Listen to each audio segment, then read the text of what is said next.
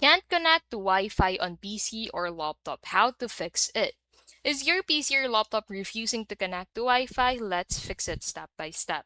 Step 1 is to run Windows built-in network troubleshooter to auto-detect problems. So go ahead and open settings by clicking on Win I on your keyboard, and then on settings, go ahead and look for troubleshoot under the system settings.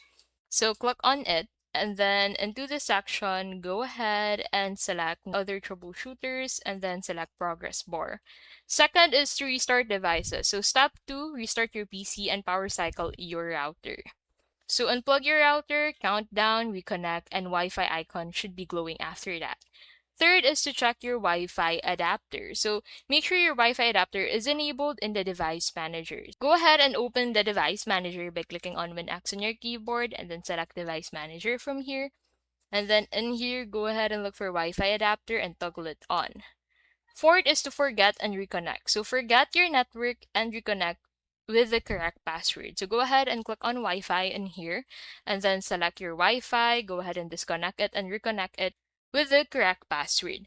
And lastly is to update your drivers. So in the device manager, go ahead and update the drivers that you need to update. So update your wireless drivers from device manager or manufacturer's website. And that's how you can basically fix Wi-Fi issues on PC or laptop.